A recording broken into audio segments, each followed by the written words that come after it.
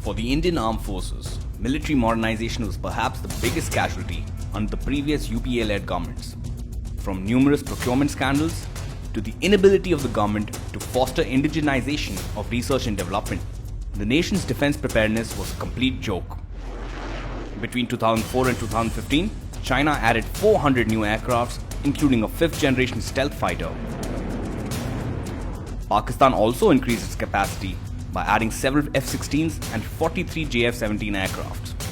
While our adversaries were increasing their military capabilities, India's Air Force strength went down from 42 in 2002 to just 33 in 2015. Here is a brief overview of how the Modi government has made India's defense forces a force to be reckoned with. India has signed a contract with a US firm for 72,400 assault rifles at a cost of around 800 crores. The rifles, being used by US forces as well as several other European countries, are being bought under the fast-track procurement procedure. The Indian Army has received the first batch of its new artillery weapons. The artillery gun systems include the M777 American ultralight howitzers, K9 Vajra, and a composite gun tractor for towing some existing guns in service. Additionally, after 10 years of long wait, the Indian Army was finally supplied 1.8 lakh bulletproof jackets worth 640 crores in 2016. A total of 1,58,000 bulletproof helmets will be provided to the Indian Army over a span of 3 years, 7,500 of which have already been delivered. These will be manufactured under PM Modi's flagship Make in India initiative. The iconic Kalashnikov rifle, regarded as the world's most popular assault rifle, will now be made in India.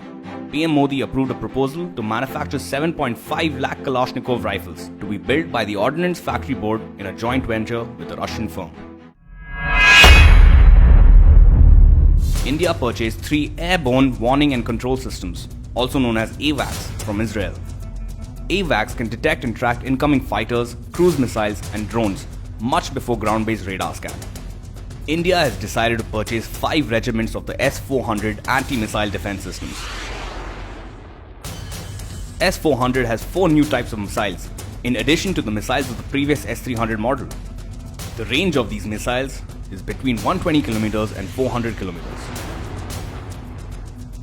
They can hit high-speed targets such as fighter jets and missiles with a very high probability.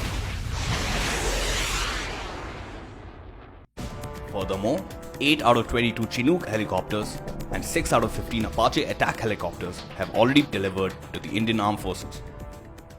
France delivered the first of the 36 Rafale fighter jets bought by India, which will be India's first 4th-generation aircraft. India's fleet of MiG-21s is aging and in dire need of replacement. In 2017, the Modi government went on a buying spree, looking for new aircrafts in the international market, finally settling for the highly competent F-16. The wings of the airplane will be manufactured by Tata Advanced Systems Limited under NAMO's flagship Make in India initiative at a facility in Hyderabad. The planes will begin delivery to the Indian Air Force by 2021. Israel has agreed to supply Barak missiles for 7 ships from the Indian Navy, which will be jointly developed by the two countries. India will also purchase 4 frigates from Russia for the Navy. These frigates will improve India's capability to detect and track submarines and enemy missiles, while also carrying cruise missiles. 2 of these missiles will be built in a Goa shipyard and 2 will be directly imported from Russia. Frigates have been a long-standing demand of the Indian Navy, which are finally being met after more than 2 decades of long demands. While the previous Congress governments had used defense procurements to line their own pockets through bribes and commissions, the Modi government has sharpened the teeth of India's defensive capabilities, making it battle-ready to meet any challenges in the near future.